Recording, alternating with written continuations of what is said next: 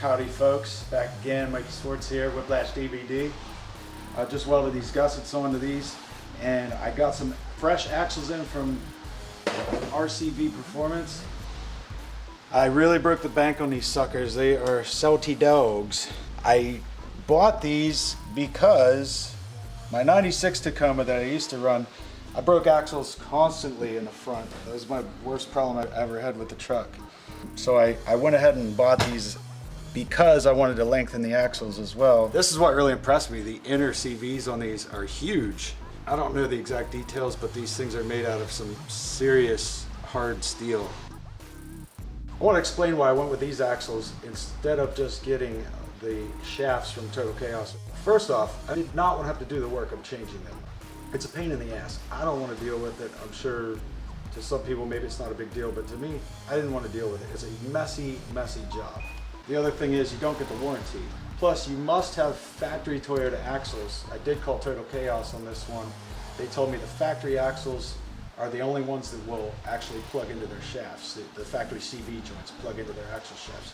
So I don't even have factory Toyota axles anymore. I already broke these. So that's not an option for me. And if you look at the money that you're going to spend, shafts will cost you about 650 bucks.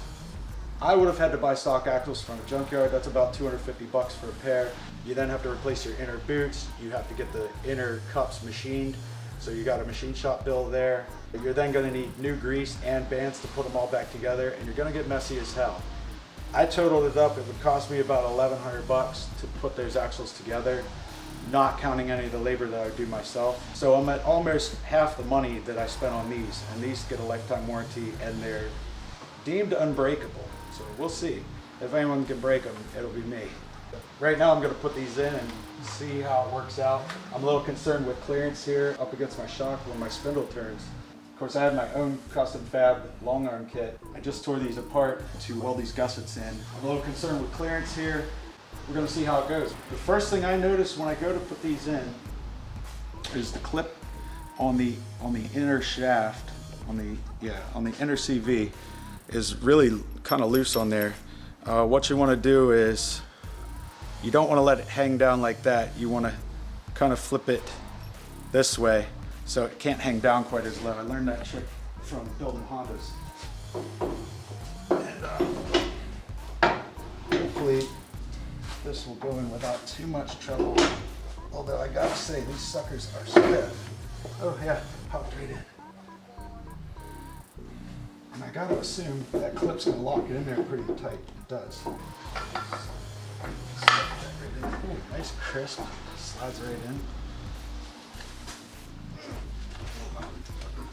These things, you know, maybe I'll just lift that up to go in there. Gotcha.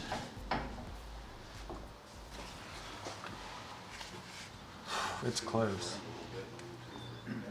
It's fucking close. But it's definitely gonna rub a little bit right there. Alright, I skipped some video here for a while because I was trying to figure out what to do when I slid that axle into place. By the way, it went right in, came right out, nice and easy. But when I stuffed that axle in on the driver's side, I'm on the passenger side right now. When I stuffed it on the driver's side, I found out that the outer boot was going to rub the edge of my shock and the edge of the shock mount here. Just some of the high points in that boot. Only at full droop and full lock, when you turn the wheel this way, it pushed this over just enough that it was going to rub some of those high points on the boot. So I got a little frustrated, shut the camera off, but I figured out what to do. I fixed the other side by moving this whole mounting point back a little bit. I just re-drilled another hole right next to this hole, so close to it that the holes ran together. So I'll show you what I did over here.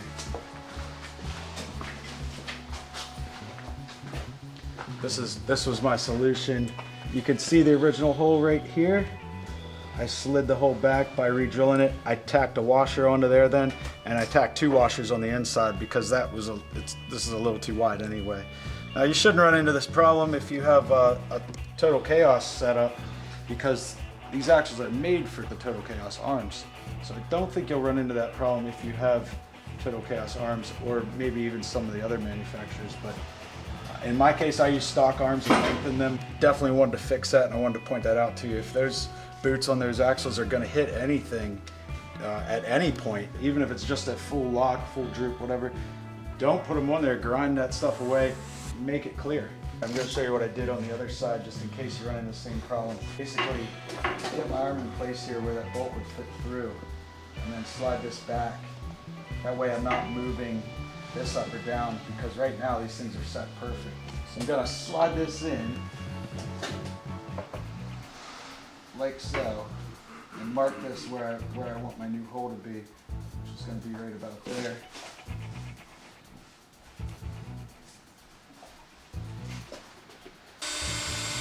Come on, bitch.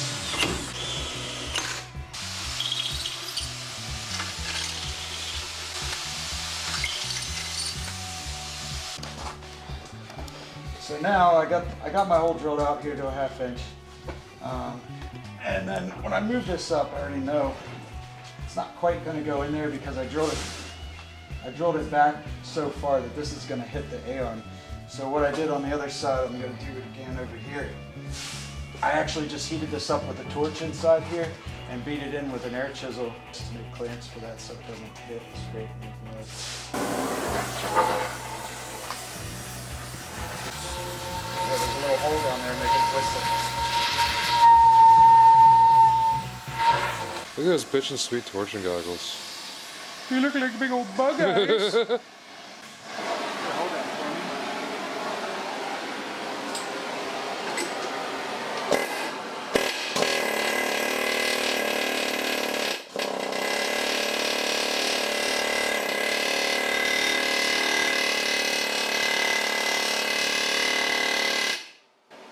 Making Jesse James proud, bending some metal.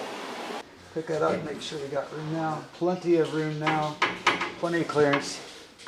So at this point, I just have to take all this metal off this edge and around the front. Oh, that's hot. This edge right here and around the front, just to make sure that my axle boots don't hit that. And then I'll finally be able to get these axles in here. Been waiting all day.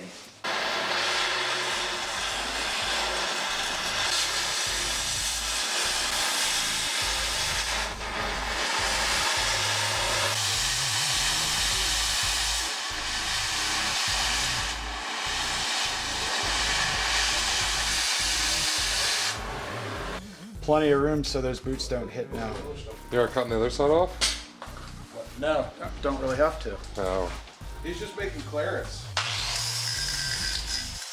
All right, this is why I use 2 washers on the inside, because there's a gap here and you want your shocks to tighten up and squeeze that.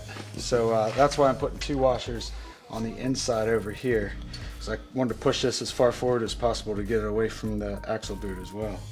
So these are going in here. I gotta try to not burn myself. Thank you, Bear. Now I just need the welder, Bear. Bear, get the welder. Pretty cool. I don't like how thin this was here between that other bolt hole Stock, there. bro. This- Oh, well, that's why I'm welding the washer in. Okay, a little tight here.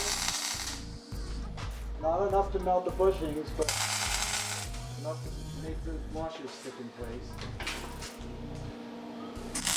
Oh, Bear got that steering shit right.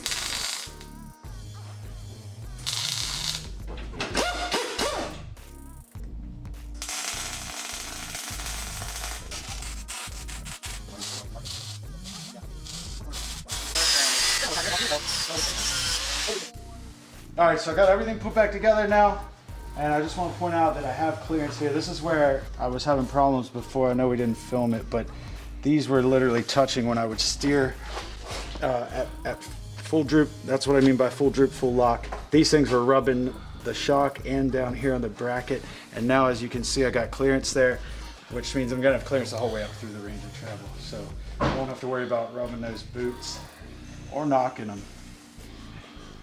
Now I'm just gonna put my wheels back on and take this thing for a drive.